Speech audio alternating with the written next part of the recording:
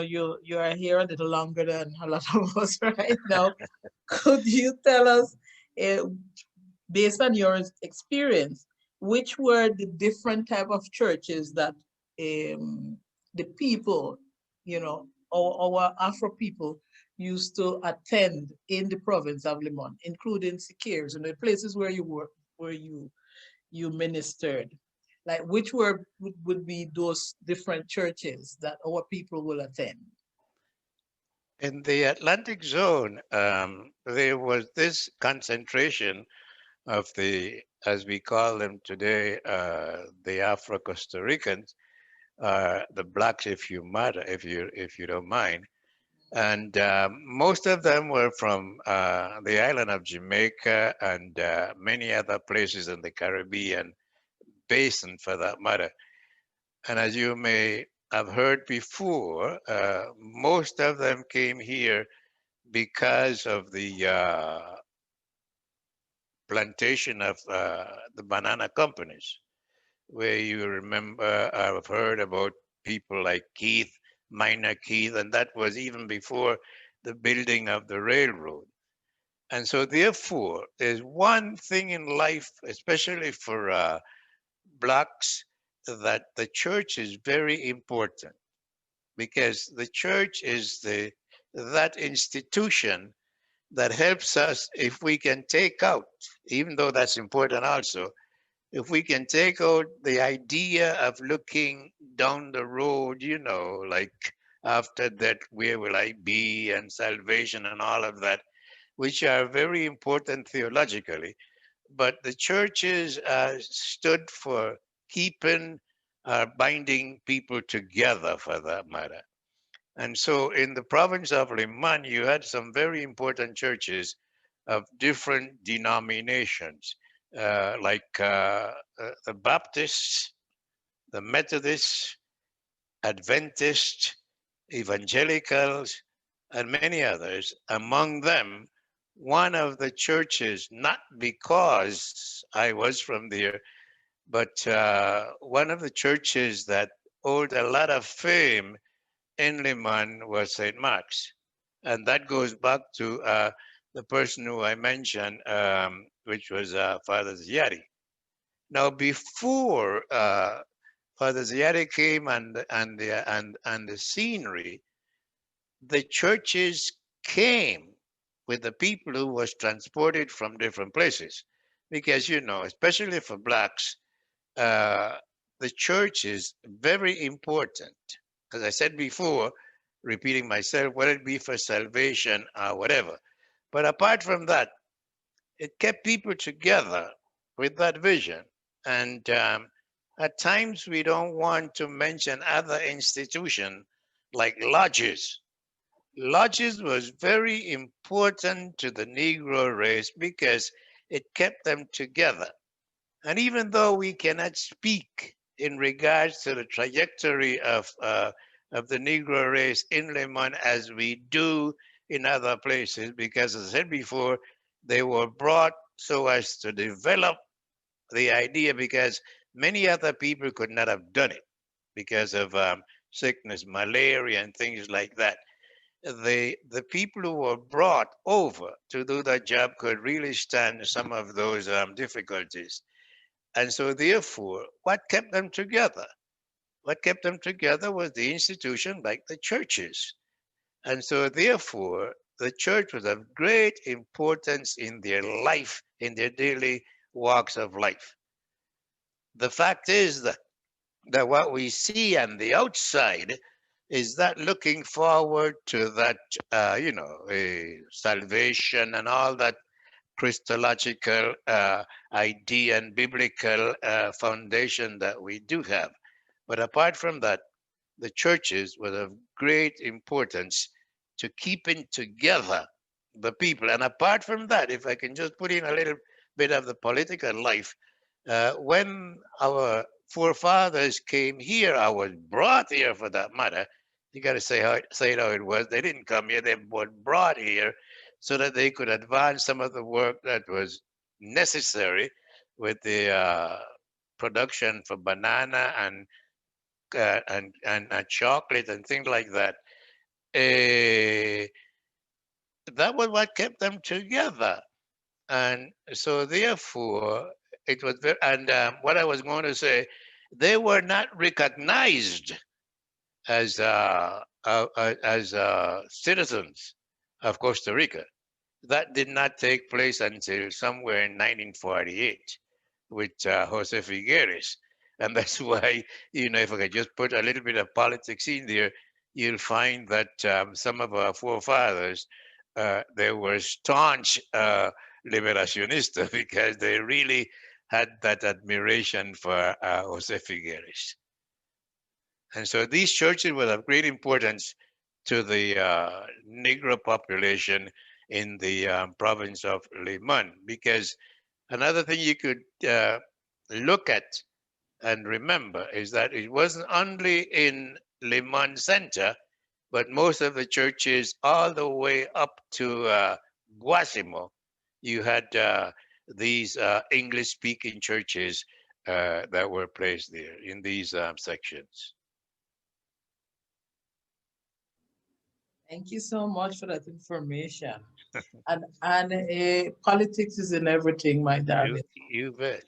It's in everything, and we are part of the society, so therefore it affects us. Next question. Uh, what type of activities the you would say the parishioners would be involved in within the congregation?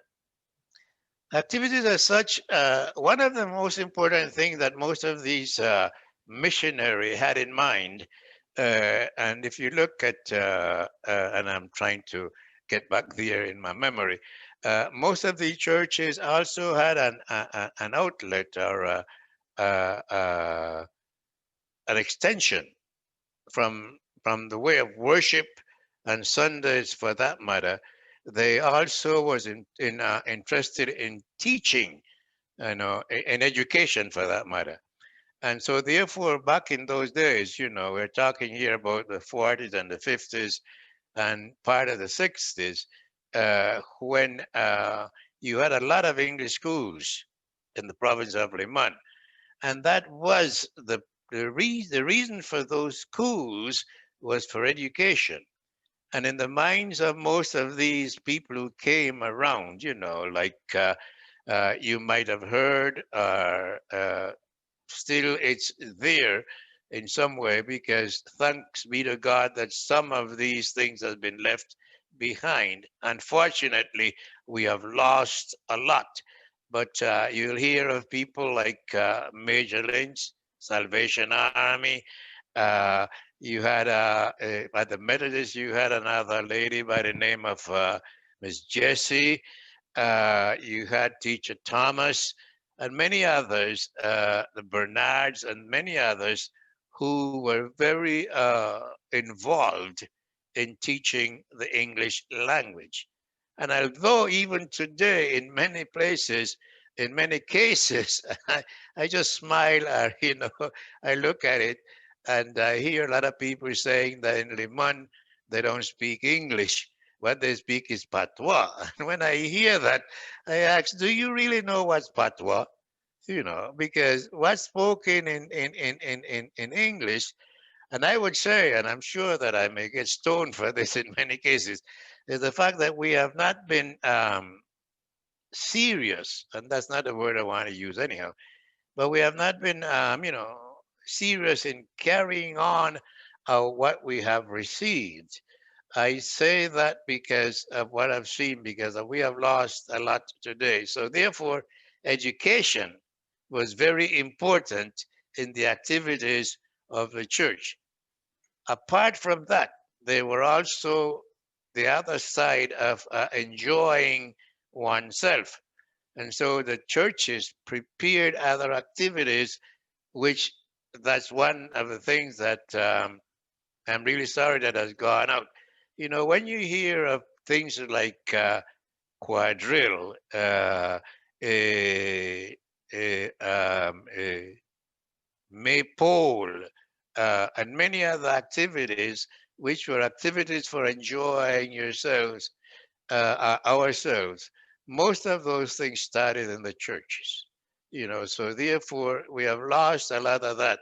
Now, I'm not saying that we should stay just there. It's really good that we are moving on, but at the same time, I think we have lost a lot that have been shared with us, even in color, in cooking and baking and things like that.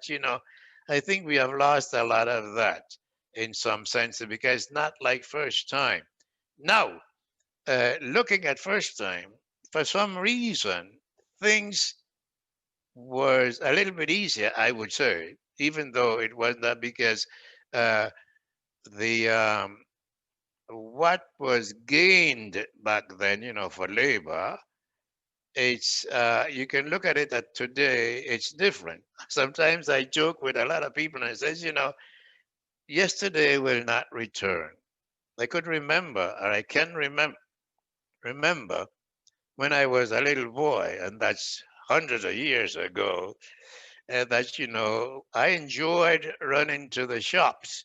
I used to call them shops back time, and most of these shops was owned by the Chinese race, and you could go there and you could buy 5 cents, 5 cents, which you don't even see today.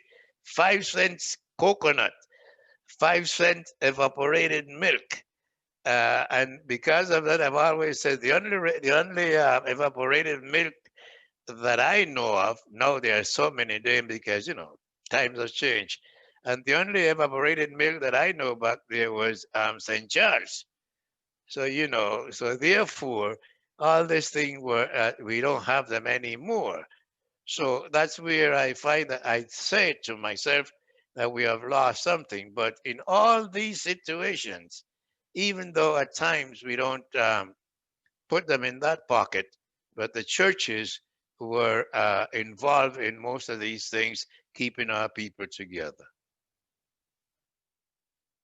Very well said. And I just would like to say something about the language. I think today there is like, she's retired, she's recently retired.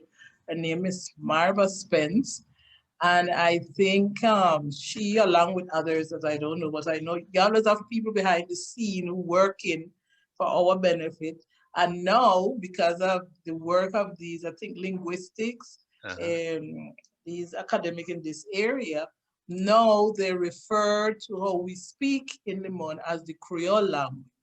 So maybe you still will hear some people still saying, because the majority of the population don't get all information at the same time, and they will still say that we speak patois because they really don't understand I don't that understand that. patois is broken French or stuff like that. Exactly. But Exactly. now, especially the younger generation, you would hear that they would use the term Creole now. Okay. Criollo limonense. So as you said, things That's where evolve we at are that. right now. Yes. So, as again, I will repeat that the churches were very involved in showing us that vision of what tomorrow would be or could be.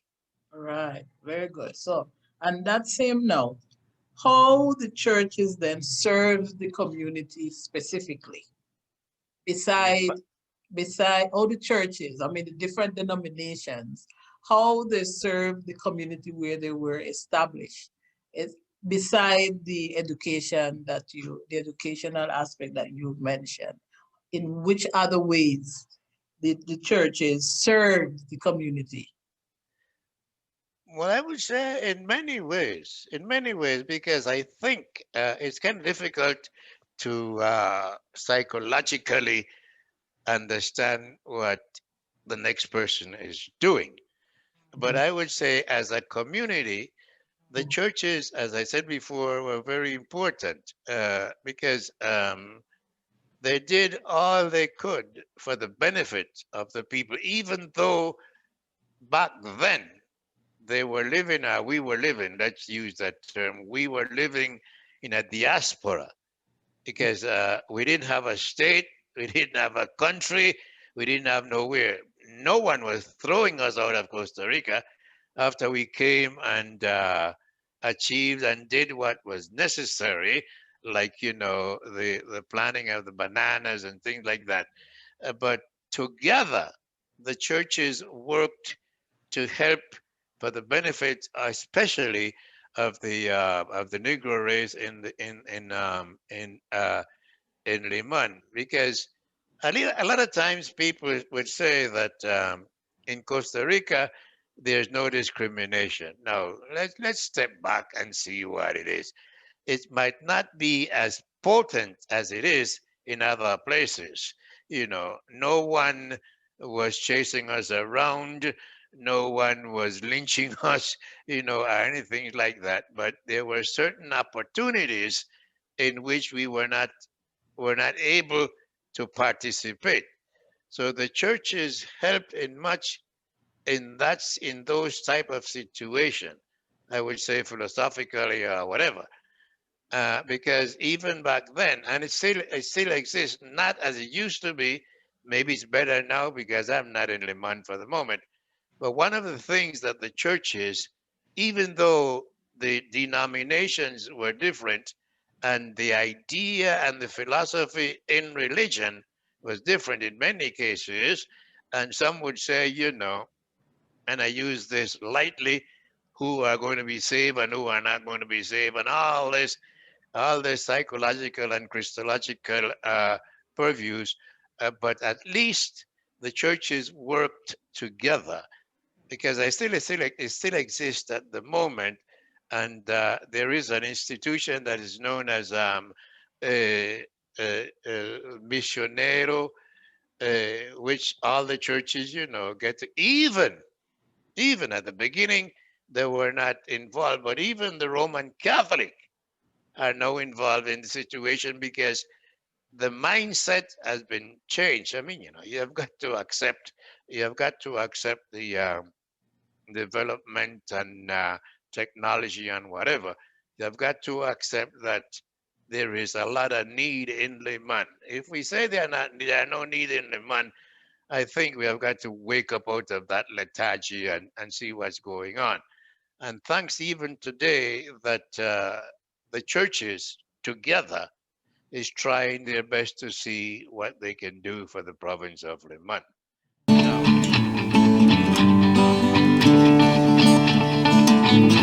Somos voces de la historia, sangre, tinta y papel. Somos voces de la historia, mis ancestros, su saber, mis ancestros, su saber, mis ancestros, su saber. Ao e ao, ao e ao.